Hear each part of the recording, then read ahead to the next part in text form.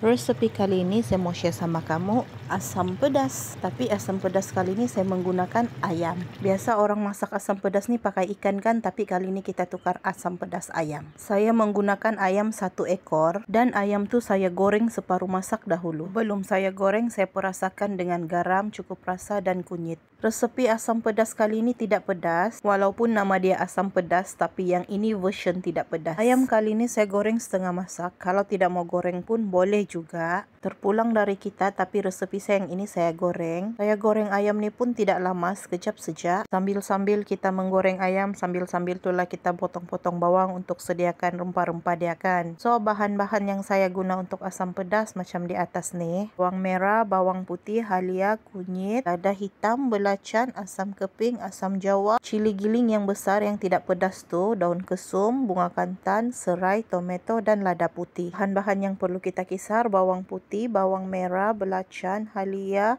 kunyit dan juga itu lada hitam. Itu belacan kalau kamu tidak suka boleh juga skip, tidak payah letak pun boleh. Tapi kalau resepi saya yang ini saya letak sedikit. Selepas kita blender tadi, bolehlah kita start menumis. Kita tumis itu bahan-bahan yang di blender tadi dengan serai yang sudah dititik. Saya tumis dulu bahan-bahan yang sudah di blender tadi dengan serai sampai dia naik bau, baru saya masukkan itu cili giling. Cili giling ni saya cuma guna 5 sudu makan. Tapi kalau kamu mau tambah kick dalam asam pedas ni, kamu mau dia pedas, kamu boleh blender itu cili padi dengan itu bawang-bawang tadi. Macam biasalah, kita tumis dulu sampai dia naik minyak, baru saya akan tambah air sedikit. Macam biasa, jangan membazir. Air tu masukkan dalam blender sebab blender tu ada lebihan sisa-sisa bawang-bawang tadi yang kita tidak mau dia terbazir. Seterusnya kita masukkan asam keping, daun kesum dan juga bunga kantan. Dan masak bahan-bahan di atas selama 5 minit supaya aroma bunga kantan dengan daun kesum tu sebati dalam kuah. Selepas 5 minit bolehlah masukkan air asam jawa dan ayam yang kita sudah goreng setengah masak tadi.